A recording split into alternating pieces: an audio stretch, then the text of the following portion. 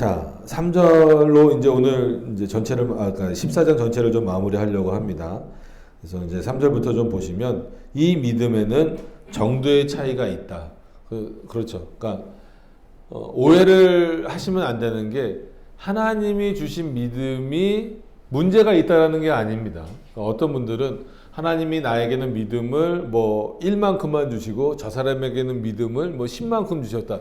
이렇게 착각하는데 그렇지 않아요. 하나님이 주신, 즉 성령께서 주신 믿음은 동일합니다. 왜냐하면 주신 자가 하나님이시기 때문에. 그러나 그렇기 때문에 그럼에도 불구하고 이 믿음의 실제적으로 차이가 나는 것은 하나님 때문이 아니라, 즉 믿음을 주신 하나님 때문이 아니라 누구 때문이다? 우리 때문이다. 우리의 연약함 때문, 그리고 우리가 얼마만큼 이 믿음의 신앙을 더 확고히 하고 견고히 해가는 노력을 하느냐 하지 않느냐의 문제가 있는 것이지, 믿음 자체에 어떤 경중이 있어서 저 사람에게는 적게 주시고 저 사람에게는 또 어떤 사람에게는 많이 주시는 방식이 아니다라고 하는 거예요. 이게 이제 로마 카톨릭하고도 또 차이가 나죠. 그래서 성인들에게 그 로마 카톨릭이 기도하고 뭐 심지어 뭐 마리아에게도 기도하는 이유는 그거잖아요. 거긴 실제로 믿음이 흘러 넘쳐서 뭐 기도문에도 그렇잖아요. 뭐 마리아여 마리아여 이러면서 기도하기도 하고, 뭐 성인 이름 부르면서 뭐 누구요 누구요 뭐 베드로요 베드로 이렇게 기도하는 이유가, 거기는 세계죠. 지금 이렇게 지상이 있고 천국이 있다면 죽으면 어디 간다 그래요? 연옥에 간다 그러잖아요. 그러면 연옥에 가는 사람들이 있고 천국으로 바로 가는 사람들도 있습니다. 그럼 그러니까 이게 로마 카톨릭의 논리예요. 우리 논리라고 생각하시면 안 되고. 그럼 천국으로 바로 갈 수 있는 사람들은 뭐예요? 말 그대로 믿음이 풍성한 자들이잖아요.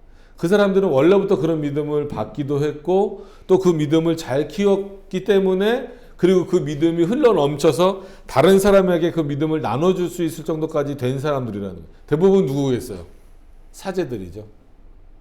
천주교 사제들. 그리고 이제 뭐 이제 성자라고 불리는, 하나님, 그러니까 그리스도 말고 인간 성자로 불리는 그런 인물들입니다. 뭐 구약의 사도들도 마찬가지고. 그래서 천주교 같은 경우는 세례명들 있잖아요. 그 세례명들이 대부분 이런 성자잖아요. 그래서 이 성자들은 만약에 천국에 갈 믿음이 이 정도를 채우면 된다면 이들은 흘러 넘친다는 거예요. 막 부럽죠? 그래서 이 흘러 넘치는 은혜를 우리에게도 좀 달라고 기도하는 게 성자들을 향한 기도입니다. 그러니까 성경에 이런 내용이 있어요? 없어요? 없잖아요. 근데 이런 거는 결국 누구 생각에서 나오는 거예요? 인간 생각에서 나오고 자기네들이 좀 더 높아지려고 하는 거예요. 그러니까 제가 여러분들 앞에 서서 말씀을 맡은 자로서 설교를 하고 뭐 그렇죠. 성찬을 인도하고 축복 기도도 하고 축도도 하고 다 하지만 제가 여러분들에게 제 믿음을 나눠줄 수도 없고 제가 여러분들에게 축복을 직접 줄 수도 없어요. 그러니까 목사에게 뭐 축복권이라는 게 있다. 맞아요. 뭐 할 수 있어요.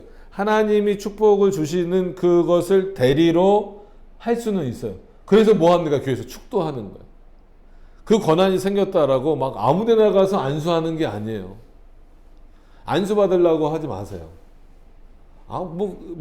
기도원도 그렇고 어디 가면 아무 데나 갔다 막 머리 들면 누가 기도하는지도 모르고, 누가 어떤 목사인지 알아요? 어느 교단 출신인지 압니까? 모르잖아요.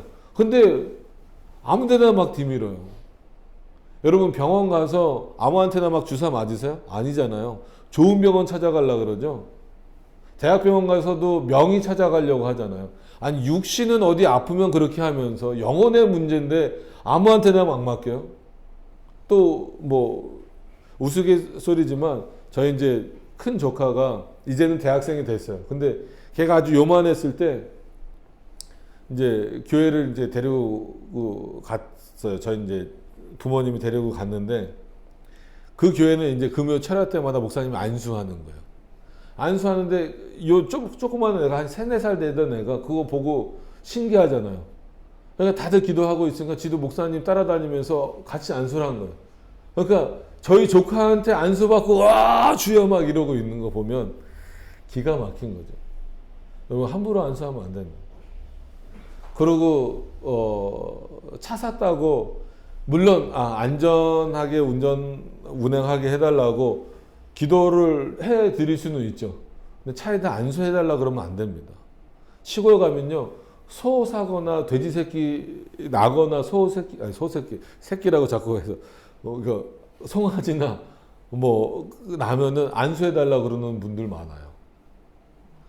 고사 지내는 거랑 뭐가 다릅니까? 차 사면은 가끔 그런 경우 보신 적 있죠. 주변에 막 술 뿌리거나 아니면 이렇게 떡 해갖고 그 앞에서 사고 나지 않게 해달라고. 그런 건 희망사항이죠. 그러니까 목사들도 스스로를 속이면 안 돼요. 목사가 안수할 수 있는 때는 언제냐면 세례 줄 때랑 직분자를 줄 때 외에는 안수하면 안 됩니다. 병자를 위해서 안수하라는 건 성경에 예수님만 하신 거예요. 그리고 사도들에게 일시적으로 허락하신 것이지. 그렇죠. 아픈 분들을 위해서 목사 기도 안 하면 안 되죠. 당연히 가서 열심히 기도해야죠. 근데 늘 말씀드리지만 저는 가면은 이제 보통 손을 잡고 기도를 해요. 그러면 제 손을 자꾸 끌고 올라가요. 어디로? 본인 머리로. 그럼 저는 안 끌고 올라가려고 이렇게 막 내려오고. 그리고 또 어떤 경우는 자기 아픈 부위로 데리고 와요. 치료의 광선, 제 손에서 광선 아무것도 안 나갑니다. 여기서 나가는 거는 세균밖에 없어요, 이거. 뭔가 우리 스스로도 오해하고, 이걸 로마 카톨릭적이다 이걸 떠나서 이런 게 진리로부터 좀 벗어난 신비로운, 이거를 성도들이 그런 걸 원하면 잘못됐다라고 말해주면 되는데, 그거를 이용하기 시작하면은 본인 삶은 편하죠. 그죠? 저도 그럼 얼마나 좋아요. 여기 이렇게 계신데, 자, 연말도 되고 그랬으니까 내년 축복기도 할 거니까, 자, 두둑히 많이 는 만큼 하나님이 축복해 주십니다. 30배, 60배, 100배 알죠? 자, 준비해서 오세요. 자, 그날 저녁은 제가 한 번씩 눌러 드릴 겁니다. 많이 내신 분은 더 세게 눌러 드릴게요. 목뼈 부러집니다. 그러면 속된 표현으로 저 잘 먹고 잘 살 수 있어요. 근데 그게 하나님 앞에서 옳으냐예요. 하나님이 그런 모습 보고 기뻐하시겠냐는 거죠. 한국교회 말씀이 없어졌다? 왜 말씀이 없어져요? 성경이 제일 많이 팔리는 나라가 우리나라인데. 뭐가 말씀이 없어지는 거예요? 이런 게 말씀이 없어지는 거예요. 성도들이 뭐만 기대하겠어요? 그러면 무슨 일만 있으면 가서 안수 받으려고 그러죠. 하나님의 말씀을 들춰볼 생각은 안 해요. 성경이 뭐라고 말하고 있는지, 하나님의 뜻이 뭔지는 궁금하지 않아요. 그냥 안수만 받으려고 그래요. 여러분, 배가 아프면 어디 가야 돼요? 내과 가시면 돼요. 왜 배 아픈데 안수 받으러 오냐고요? 그러니까 안수 갖고 안 되니까 뭐 하려고 그래요? 안찰이라는 거 성경에는 없어요. 때리는 거예요. 배 아픈데 때리면 어떻게 될까요? 더 아프죠. 멍들면은 바이러스가 나갑니까? 귀신이 나갑니까? 그러니까 귀신론 하는데 그런 거 하잖아요. 졸면 졸음 귀신, 감기 걸리면 감기 귀신. 그러니까 그 귀신은 누가 쫓을 수 있어요? 목사가 쫓을 수 있다니까는. 감기 걸리면은 이비인후과나 이런 데 가야 되는데 어디 와요? 목사한테 와서 안수 받잖아요. 그게 뭐 하는 짓이냐는 거예요. 오히려 그런 게 믿음이 있어 보이는 척이 돼버리면 안 된다는 거죠. 마찬가지로 연옥에 있는 사람들을 위해서 흘러넘치는 은혜를 간구하는, 은혜는 누구에게 간구해야 돼요? 하나님께 간구하는 거예요. 믿음은 하나님께 간구해야 되는 거예요. 그러니까 이런 게 인간의 문제라고 말씀을 드리는 거예요. 우리에게 믿음을 주신 분의 문제가 아니고 인간의 연약함, 그리고 그 연약함을 인정하지 못하고 또 바른 진리를 잘 깨닫지 않으려고 하는 모습들이 오히려 더 거짓된 신앙으로 흘러갈 수밖에 없는 그 길을 제공하고 있는 겁니다. 그래서 아프시다고 저한테 안수 받으러 오지 마세요. 아프시다고는 알려주셔야 돼요. 그래야 기도를 하죠. 그죠? 그거를 우리는 중보 기도라고 한다고 안 했죠. 중보는 누구만 하실 수 있어요? 예수 그리스도. 왜 우리가 중보자가 되려고 그래요? 어떤 기도? 그냥 도움 기도. 그를 위해서 하는 기도면 되는 거예요. 중보 기도는 누구만 하시는 거예요? 예수 그리스도만 하시는 거예요. 칼빈도 그렇고 종교개혁자들도 그렇고 우리 대신교단에서 나온 바른생활 용어 집에도 중보 기도는 잘못된 용어라고 나왔어요. 근데 우리 대신교단 성도님들도 그렇고 목사님들도 그렇고 전부 다 무슨 일만 있으면 중보 기도하죠. 그래서 오늘도 제가 오전에 기도할 때 저희 뭐 장인 어른이시기도 하지만 기도해 달라고 부탁을 드렸지만 중보 기도해 달라고 말하지 않잖아요. 중보는 우리가 하는 게 아니에요. 중보는 말 그대로 메디아토로 해갖고 물론 영어로 하면 메신저지만 하나님과 우리 사이를 연결하는 거예요. 그건 누구만 할 수 있어요. 예수 그리스도만 할 수 있는 거예요. 근데 그거를 왜 인간이 할 수 있다라고 생각을 하냐고. 내가 저 사람을 위해서 중보했기 때문에 저 사람이 났어. 이제 그렇게 가요. 내가 저 사람을 위해서 중보했기 때문에 저 사람이 교회에 나왔어. 아니에요. 그를 위해서 열심히 기도하고, 그러니까 그가 교회에 나오길 위해서 열심히 기도하고, 그가 그 아픔에서 벗어나길 위해서 열심히 기도해야죠. 근데 그건 중보가 아니고 그를 위해서 마땅히 기도할 것을 하는 거고, 그것으로 인하여서 교회에 나오게 됐다면, 그가 어떤 그런 어려움을 이겨내게 됐다면 그건 하나님이 하신 일로서 하나님께 영광을 돌리는 것이지 내가 했다 그러면 안 돼요. 내가 전도한 것일 수는 있어요. 내가 그를 교회로 인도한 것일 수는 있지만 실제로 그를 교회에 나오게 한 것은 누구시라고요? 하나님이시라고요. 하나님이 누구의 입술을 통하여서, 우리의 입술을 통하여서 그에게 말씀을 전하게 하시고 그 들은 말씀을 통하여서 그의 마음을 누가 감동시키는 거예요? 내가 아니고 하나님이 감동시켜서 내 말을 듣고 나오게 하시는 방식이에요. 그래서 열심히 전도하시라는 거예요. 오히려 더 이런 것을 알았다면 내가 이 사람을 변화시켜서 데리고 나오겠다, 이게 아니고 내 입술을 사용하셔서 내 행동을 사용하셔서 저 사람을 변화시켜서 나오도록 하신다, 이런 믿음이 있고 이런 내용을 알고 있기 때문에 더 열심히 할 수밖에 없는 거예요. 아시겠어요? 그렇기 때문에 내가 하는 거는 하나라도 있습니까? 없습니까? 없어요. 근데 없다라고 말하면 사람들은 싫어하죠. 그죠? 왠지 뭔가 있어야 되는 이 보상 심리가 있잖아요. 어렸을 때 아이들이 왜 아버지 구두를 열심히 닦아요? 정말 아버지를 사랑해서 100명 중에 1명도 안 될걸요? 저도 아버지 구두 많이 닦았어요. 왜 닦았을까요? 그렇죠. 목적은 용돈이에요. 근데 보이는 건 뭐예요? 아버지 구두 닦는 거죠. 열심히 전도하는 이유가 뭐예요? 전도로서 멈춰지면 좋은데 이렇게 전도를 하면 하나님이 나에게 아니면 내 자녀에게 복을 주시겠지. 그럼 하나님은 도깨비 방망이 이상 되지 않습니다. 그건 어떻게 보면 믿음이 없는 거예요. 여러분, 전도왕이 되려고 하시지 말고 진심으로 하나님의 말씀을 전하시려고 하셔야 돼요. 이런 거를 전도 세미나 때 해야 되는데 무슨 맨날 전도 세미나 하면 방법론이나 알려주고 뭐 전도 폭발 뭐 이런 거나 알려주고, 정말 그런 교회는 한번 폭발이 일어나야 돼요. 죄송합니다. 교회를 또 그렇게 이거는 죄송해요. 이런 표현은 너무 강하게 표현해서 죄송합니다. 어쨌거나 정도의 차이가 있다는 걸 말씀드리려고 그런 거예요. 근데 이 정도의 차이는 누구 때문에 생긴 거다? 우리 때문에 생긴 거예요. 이걸 인정하셔야 된다는 거예요. 그러니까 거꾸로 아까 오전에 말씀드린 왜 하나님 나에게는 이 정도 믿음밖에 안 주셨습니까? 라고 말하면 안 돼요. 하나님은 우리에게 온전한 믿음을 주신 거예요. 근데 우리가 그것을 감당하기 우리가 부족한 겁니다. 그래서 이 믿음에는 정도의 차이가 있어서 약한 경우도 있고, 그죠? 믿음이 연약한 경우도 있어요. 그럼 그 연약한 자들을 위해서 열심히 도와야 돼요. 옆에서 정죄하지 말고, 비난하지 말고, 비판하지 말고 열심히 도와서 그의 믿음이 어떻게 될 수 있도록, 강해질 수 있도록. 그래서 건증도 하나의 방법이라고 말씀을 드렸어요. 사랑의 차원으로서 건증도 하는 거예요. 그리고 강한 경우도 있다. 그러니까 믿음이 좋은 경우도, 이때는 어떻게 지지 않도록, 교만해지지 않도록 조심하셔야 된다라는 거예요. 그런데 이 믿음을 갖고 있는 자들에게는 마치 욥에게 사단의 시험이 허락되어졌던 것처럼 자주, 그리고 여러 모양, 어떤 모양인지 너무나 다양하고 각 사람들마다 각 시대마다 다르죠. 그죠? 중세 카톨릭이 지배했던 시대는 진짜 총칼로 위협받는 시기입니다. 진리를 지키는 것 자체가. 그래서 종교개혁자들이 정치재판을 받듯이 해서 죽어나가잖아요. 말씀을 전하는 것 때문에 초기 선교사님들 보세요. 우리나라도 마찬가지고 선교사님들이 막 죽잖아요. 그 종교개혁자들도 그렇고 또 성경만 보세요. 바울도 옥에 여러 번 갇히고 결국은 예수님의 제자들도 순교당하잖아요. 그런 어떤 시기, 그런 어려움이 다가올 때도 있지만 어떤 면에서는 더 어려운 시기는 이런 평화의 시기입니다. 이런 평화의 시기에 신앙을 지키면서 살아간다? 이건 오히려 더 결코 쉬운 일이 아닐 수 있어요.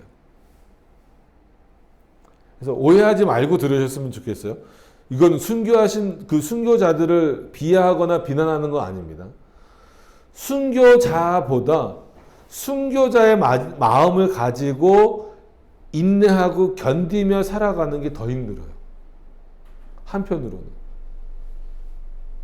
순교는 그냥 진짜 말 그대로 죽으면 하나님의 나라 가는 것으로 끝나잖아요.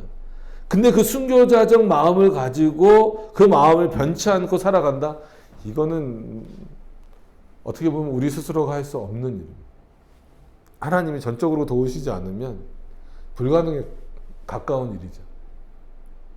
근데 역사 가운데 그렇게 사는 인물들이 많이 있잖아요. 그런 모습들을 보면서 그런 내용들을 좀 본받으실 수 있어야 돼요.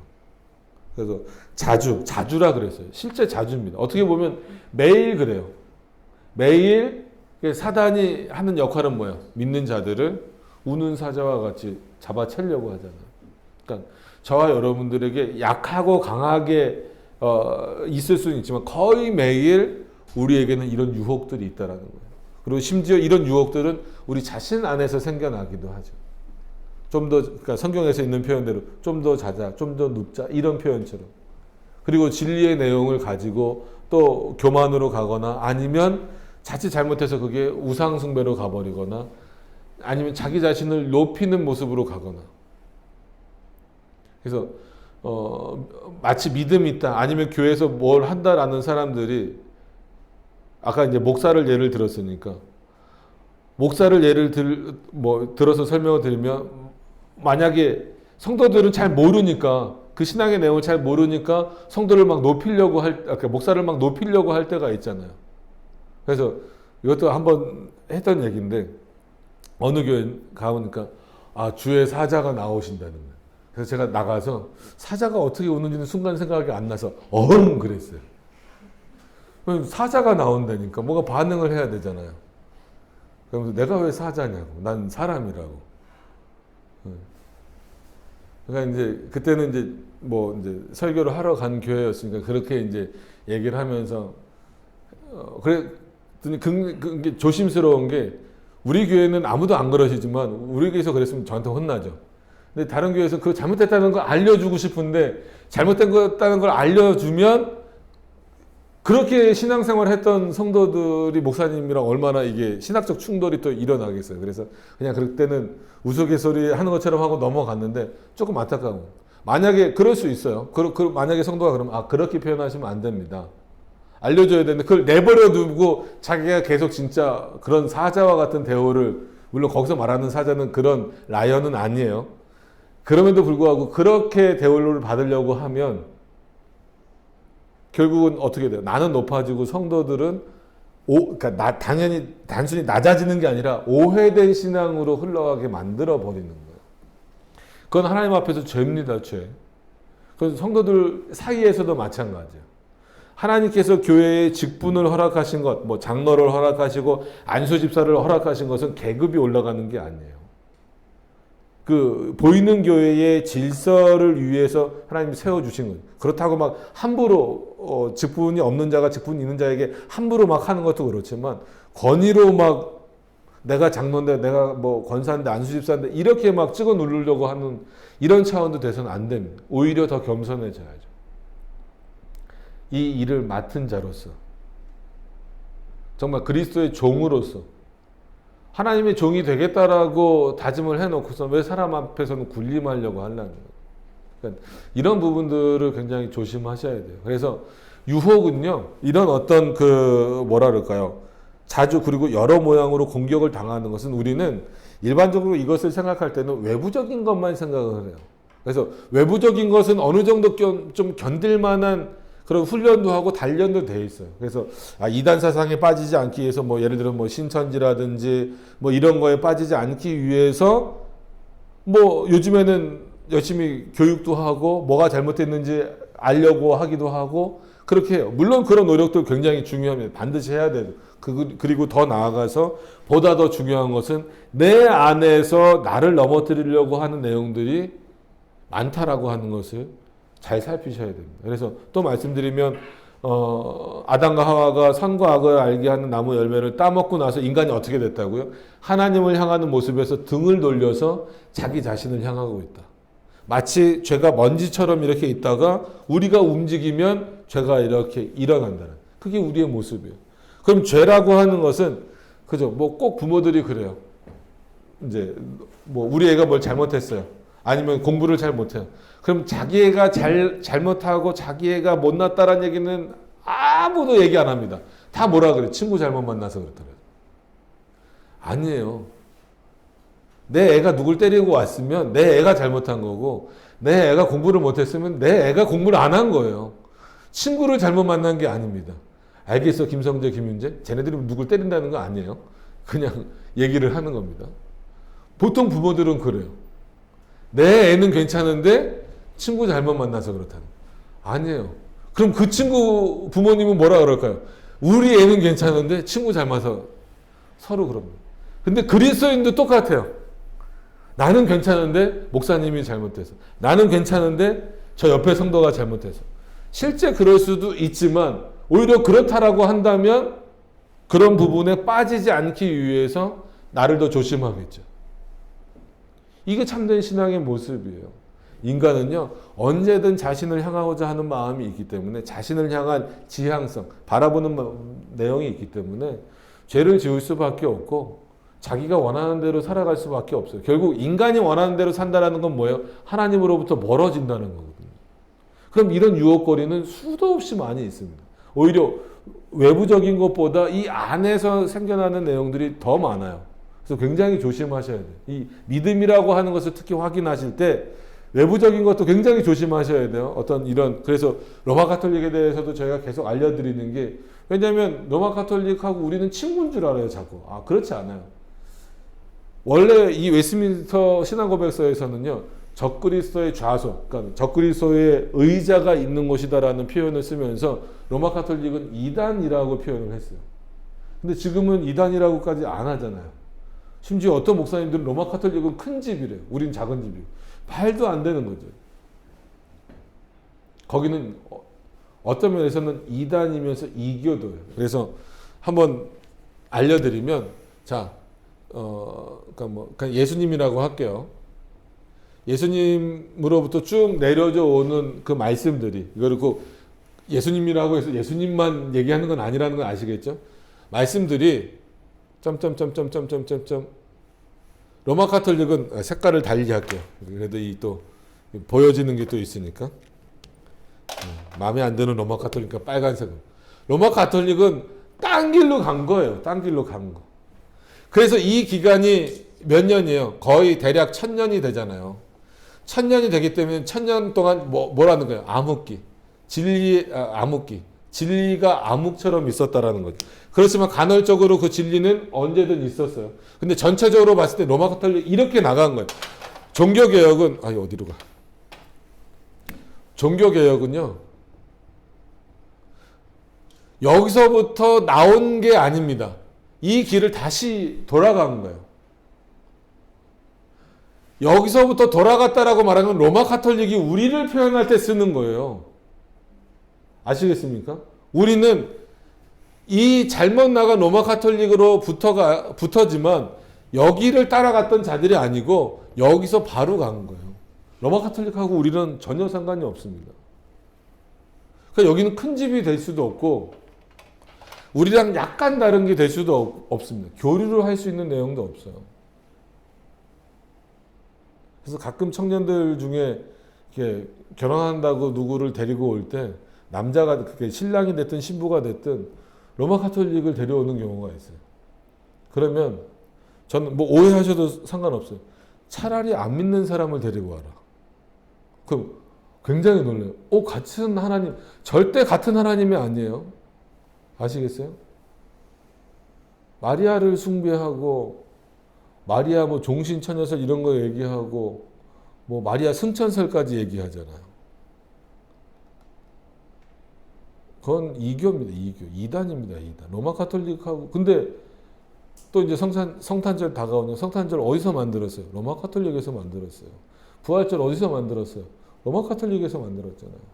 되게 웃긴 게 합동에서는 지금 공식적으로 합동총회에 있는 교회들은 합동교단은 사순절을 지키면 됩니까? 안 됩니까? 공식적으로 지키면 안 됩니다. 근데 합동교단에서 사순절 안 지키는 교회 몇 교회나 보셨어요? 대부분 지키죠. 지키지 말라는데도 지켜요. 근데 되게 웃긴 건, 더 웃긴 건 뭐냐면 사순절은 뭘 지키기 위해서 있는 거예요? 부활절 지키기 위해서 있는 거예요. 근데 사순절은 로마 카톨릭이 만든 거라 안 된다면서 뭐부터는 또 열심히 지켜요? 고난주간부터는 지키잖아요. 그러고선 또 언제 꼭 금식해요? 금요일 날 금식해요. 예수님이 이때 죽으신 날인데 우리가 금식해야지. 예수님은 이미 2000년 전에 죽으셨어요. 따라서 왜 금식을 합니까? 금식하면 무슨 의미가 있어요? 고난에 동참이 됩니까, 그게? 뭐 십자가 뭐 이렇게 부활절 되면 꼭 십자가 메고 다니는 사람들 있잖아요. 힘든지 그 바퀴를 달아요, 저 밑에다가. 그 도르래처럼. 아니, 그러면은 십자가 맬 거면 못도 박혀야죠. 매지만 말고 옆에 누구한테 좀 달아달라 그랬어요. 못질 좀 해서. 거기다 또 모두 써야 돼요. 가시관도 써야죠. 가시관 없으면 가시로 머리를 좀 찌르고 있어야죠. 그리고 모두 해야 돼요.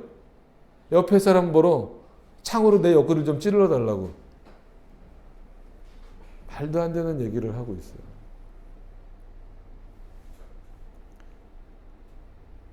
어떻게 이렇게 그 비진리적인 내용이 교회 안에 들어와서 버젓이 되고 있는데 이게 교회 전통이래요. 종교개혁 시대 때 로마 카톨릭에서 지켰던 성탄절과 부활절을 다 없앴어요. 그게 500년 조금 넘었습니다. 근데 그게 18세기, 19세기 되면서 교회 안으로 다 들어왔어요. 그래 놓고서 이거 300~400년 된 교회의 전통인데 없애긴다고. 300~400년이 된 전통이 중요합니까? 하나님의 말씀이 중요합니까? 하나님의 말씀이 중요한 거예요. 제가 그래서 몇 번 예를 들어드렸지만 부교역사를 19년 했다 그랬잖아요. 저는 근데 한 교회에서 오래씩 있었기 때문에 많은 교회를 거치진 않았는데 그 교회마다 하는 얘기가 뭐냐면 이건 우리 교회 전통이라는 거예요. 대한민국에서 아무리 교회가 전통이 오래됐어도 200년이 넘습니까? 안 넘죠. 30~40년 된 전통은 중요하고 하나님의 말씀은 안 중요합니까? 왜냐하면 제가 가서 교육부서를 많이 맡을 수밖에 없으니까 제일 없애고 싶은 게 달란트 시장이에요. 왜냐면 그거는 보상 심리를 제일 높여주는 거잖아요. 출석해서 뭐 5달란트. 성경 읽었어? 뭐 5달란트. 전도에 와서 50달란트. 나중에 그거 갖고 뭐 해요? 물건 사고 맛있는 거 사 먹는 거잖아요. 그건 뭐예요? 내가 교회 나와서 번 걸로. 한마디로 전도해서 번 걸로. 어떻게 거기서 신앙을 가르칠 수 있어요? 그래서 달란트 시장을 없애려고 그렇게 했는데 솔직히 저도 못 없앴어요. 왜냐하면 모두가 다 반대하니까. 근데 반대하는 이유가 우리 교회 전통이라는 거예요. 그 교회들이 아무리 오래돼봤자 40년이에요. 그 전통이 앞섭니까? 아니면 성경을 바르게 해석하는 진리가 앞섭니까? 로마 카톨릭은 뭐라 그래요? 그럼 당신들은 왜 마리아를 그렇게 생각합니까? 왜 당신들은 성인 숭배를 그렇게 합니까? 라고 했을 때 성경이 그렇게 답한다라고 말하지 않아요. 물론 그렇게 답하는 부분들도 있지만 우리의 전통이 그렇게 말한다. 굉장히 무서운 표현이에요. 우리의 전통이 그렇게. 왜 교황이 해석하는 성경 해석은 오류가 없습니까? 우리의 전통이 그렇게 말한다. 정통하고 전통하고는 달라요. 정통이 뭐야? 영어로 하면. 그냥 거기 흔들면 돼, 임마? 올소독시죠, 그죠?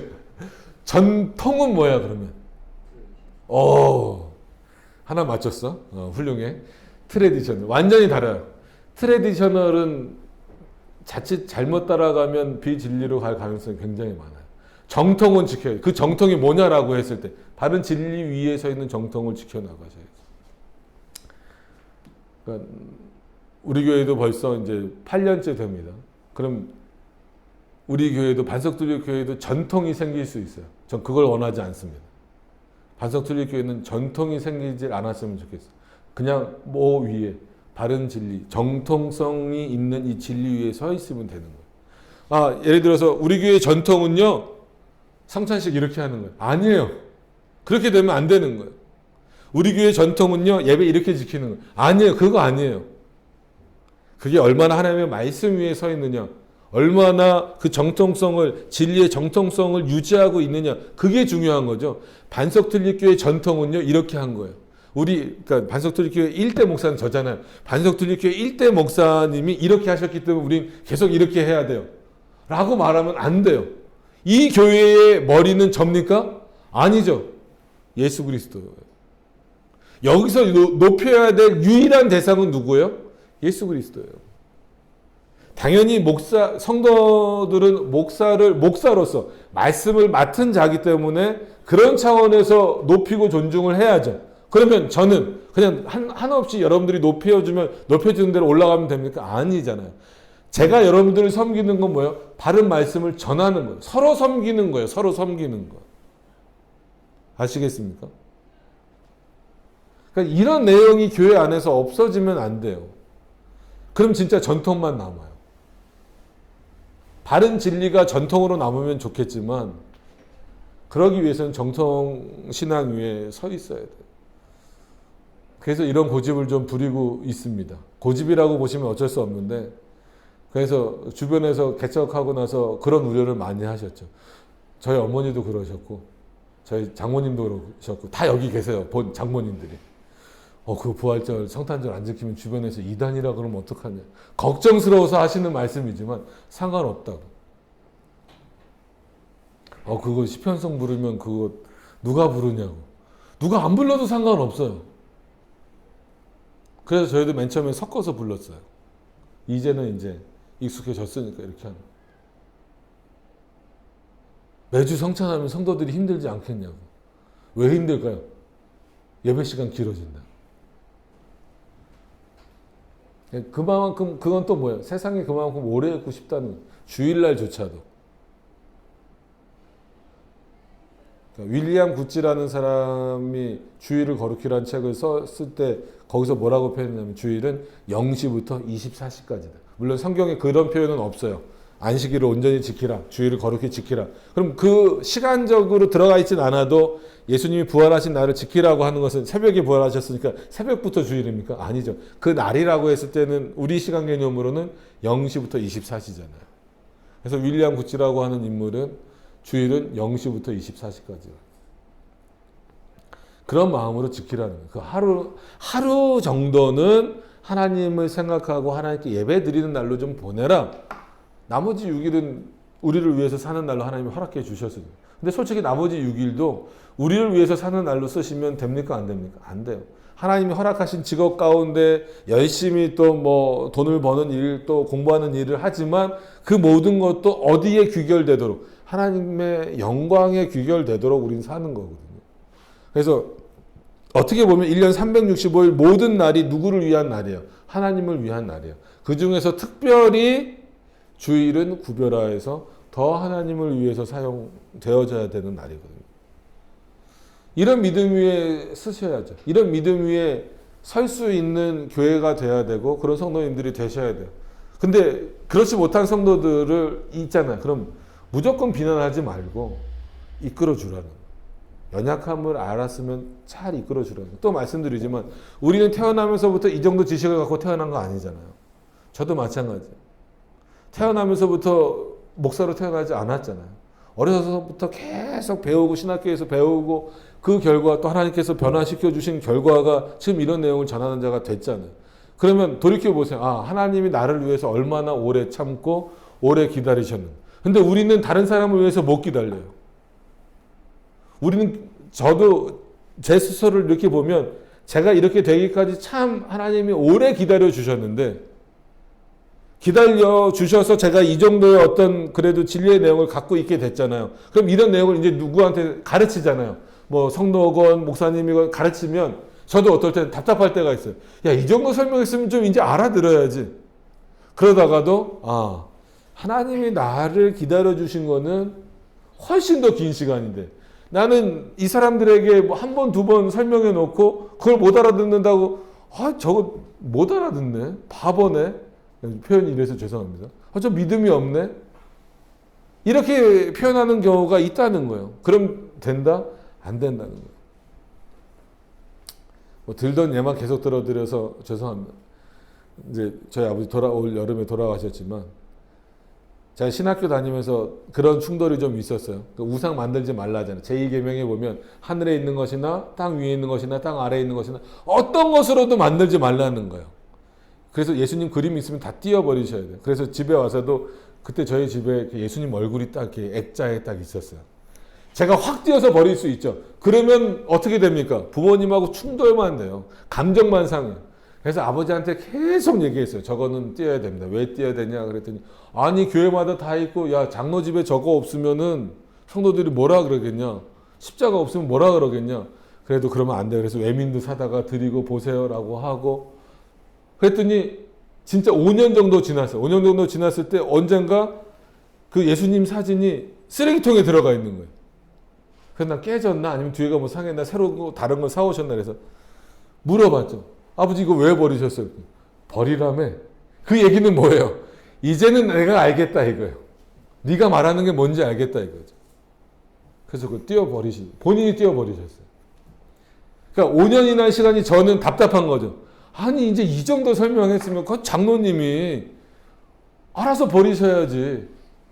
근데 그거를 제가 띄워버리면 아마 평생 못 돌아올 수도 있어요. 못 받아들이실 수도 있어요. 5년이 길면 길고 짧으면 짧은 시간입니다. 참 어렵습니다. 이런 내용들이. 그래서 첫째로 감사하셔야 될 것은 이런 귀한 진리의 내용들을 우리가 함께 나눌 수 있다는 것에 감사하셔야 되고 두 번째로는 이것 때문에 이것을 칼처럼 쓰시려고 하면 안 돼요. 개혁주의는 칼이 되면 안 됩니다. 왜냐면 이 진리를 가지고 막 다른 사람 베고 막 죽이는 걸로 쓰면 안 돼요. 이 진리를 알았으면 그 사람도 알 수 있도록 최대한 배려를 하고 들어올 수 있도록 해야 되잖아요. 진리를 양보하시라는 얘기가 아닙니다. 기다려주라는 얘기예요.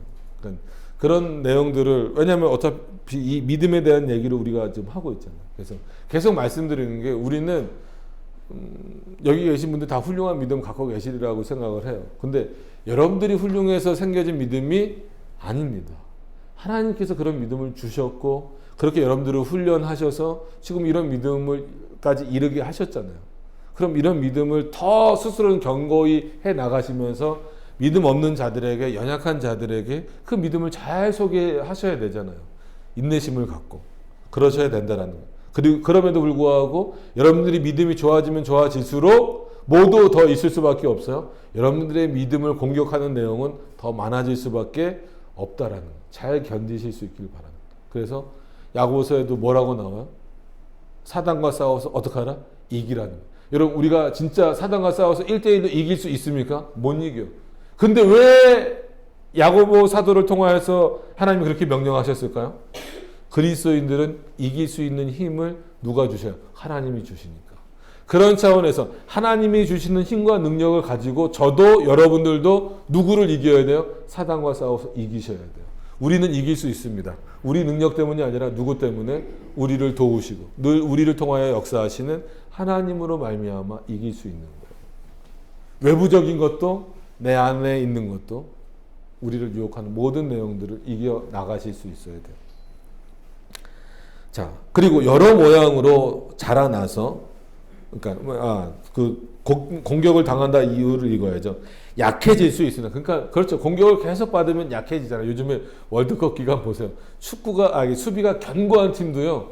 공격을 계속 받으면 결국 한 골 막 먹잖아요. 그만큼 힘들다는 거예요. 그죠? 얼마나 힘들어요. 삶 자체가 그리스도인이 결코 만만하지 않아요. 그럼에도 불구하고 결국은 승리한다. 누구 때문에? 하나님 때문에. 나 때문에 승리한다라고 생각하지 마세요. 하나님으로 인하여서 승리를 하게 되는데 여러 모양으로 성장해서 자라나서 그리스도를 통하여 온전히 확신에 이르게 됩니다. 우리가 믿음의 확신에 이르는 것은 누구 때문이라고요? 우리 안에 역사하시는 하나님 때문, 그리스도 때문, 우리 안에 내주하시는 성령 하나님 때문이다라는 거예요. 이는 그리스도께서 우리의 믿음의 창시자요. 은혜가 되지 않아요? 이런 표현들이요. 자, 믿음 한번 너네 노력으로 얻어봐. 이렇게 말하는 웨슬레주의나 알미니안주의랑 같지 않고 선물로 주시는 믿음의 창시자. 우리에게 믿음을 주시는 분이 누구라고요? 그리스도시라고요. 그 그리스도를 붙잡고 있다라는 거. 그리고 그 그리스도가 거꾸로가 아니라 먼저 우리를 붙잡으셨다는 거. 그러니까 여러분 그리스도를 붙잡으십시오. 이렇게 제가 설교할 때도 있을 거예요. 이렇게 표현할 때도 있을 거예요. 그럼 그 표현 속에는 뭐가 있는 거예요? 이미 그리스도는 여러분들을 어떻게 하고 계십니다? 붙잡고 계십니다. 그게 먼저예요. 내가 붙잡는 게 먼저가 아니고 그리스도가 나를 붙잡아 주시는 게 먼저예요. 그러니까 나는 그리스도 붙잡았으니까 나에게 뭘 주셔야 됩니다라는 논리로 가시지 말기를 바랍니다. 그냥 하나님이 주시면 주시는 대로 감사하셔야 돼요. 하나님이 안 주시면 안 주시는 대로 감사하시면 되는 거예요. 설교할 때 하나님이 여러분들에게 복을 주시면 감사하세요. 그럼 아멘은 해요. 성도들이. 하나님이 안 주시면 안 주시는 대로 감사하세요. 그럼 아멘이 아무나 하고 가는. 뭐 받고 싶으니까. 그래요. 사람은 다 그래요. 저도 그렇죠. 근데 그런 마음을 꺾는 게 어떻게 보면 우리의 믿음을 한 단계 더 성장시켜 주시는 거예요. 자, 그리스도께서는 우리의 믿음의 창시자요. 또한 온전케 하신다. 감사하죠. 우리를 온전케 할 수 있는 것은 우리 자신이 아니고 오직 하나님 뿐이시다. 우리의 영원한 중보자 되신 누구시다? 예수 그리스도 뿐이시다라는 거. 그래서 오늘도 우리는 누구를 의지하여서? 예수 그리스도를 의지하여서. 왜? 그가 우리의 영원한 중보자가 되시니까. 그 그리스도를 의지하여서 나아가는 겁니다. 세상을 향해서도 그 그리스도를 의지하여서 나가는 거고, 하나님을 향하여서도 그 그리스도를 위해서 통하여서 나가는 겁니다. 그것을 반드시 기억하셔서 결코 하나님이 우리에게 주신, 저와 여러분들에게 주신 믿음을 약하게 보지 마세요. 강한 믿음을 주셨어요. 그럼 이 강한 믿음을 더욱더 견고케 하시기 위해서 우리가 노력해야 됩니다. 우리가 노력하는 그 과정 가운데 누가 역사해 주시는 거예요? 하나님이 역사해 주셔서 더욱더 견고하게 그 흔들리지 않는 믿음, 어떤 그 유혹이나 어려움이나 환란이 다가와도 꺾이지 않는 믿음으로 누가 만들어 주시는 거예요? 그리스도가 만들어 주신다라는 거예요. 그것을 꼭 믿고 그 믿음을 가지셔서 그래요. 결코 인생이 쉽지 않습니다. 살아가는 인생이 쉽지 않아요. 저희 막내가 맨날 하는 얘기가 있어요. 10살인데 10년을 살았더니 힘들대요. 이것은 죽고 싶다는 얘기가 아니죠. 10년을 살아왔더니 세상이 만만치 않다라는 거예요. 그럼 여기 뭐 몇십 년 사신 분들 많잖아요. 어떠셨어요? 힘들죠. 물론 좋은 일도 많고 기쁜 일도 많지만 만만치 않죠. 그래서 또 말씀드리지만 야곱이 바로 앞에 섰을 때 바로가 물어보잖아요. 당신은 어떤 삶을 살았습니까? 라고 했을 때 야곱이 뭐라 그래요? 험악한 세월을 살았습니다. 야곱이 하나님의 은혜를 잃어버렸기 때문에 아유 하나님 어떻게 나한테 이러실 수 있어요? 그런 표현으로 쓴 겁니까? 아니죠. 그 깊은 의미는 뭐예요? 내 인생을 돌아보면 아들도 잃어버리고 뭐 여러 가지 많은 일들도 있었지만 그래서 험악한 인생을 살았지만 그래도 내가 지금 당신 앞에 서 있는 것은 누구 때문이다? 하나님의 은혜 때문이다. 하나님의 인도하심 때문이라는 거예요. 저와 여러분의 삶도 무조건 장밋빛처럼 좋진 않아요. 그죠? 어떤 면에서는 나름 험악할 때도 있고 사망의 음침한 골짜기 같을 때도 있고 푸른 초장 같을 때도 있어요. 그러나 그 모든 상황 가운데 하나님은 한 번도 우리를 놓지 않고 계신다는 것만 기억하신다면 정말 험악한 인생이라고 할지라도 거기엔 하나님의 은혜가 넘쳐날 수밖에 없습니다. 그럼 그게 믿음을 확인하는 거예요. 보여지는 것. 나한테는 이런 것을 하나님이 주셨으니까 나는 믿음이 좋은 것 같다. 나는 하나님 앞에 감사한 그것이 아니고 그리 아니하실지라도 하나님이 계신 것만으로 그가 나를 붙잡고 계신 것만으로 나는 감사합니다. 그게 어떻게 보면 참된 믿음의 확신이다. 그래서 고린도 후서에 나오는 말, 너희가 믿음에 있는지 스스로 확증하라. 어떻게 스스로 확증하겠어요? 이런 내용들로 확증되어져야 되는 거예요.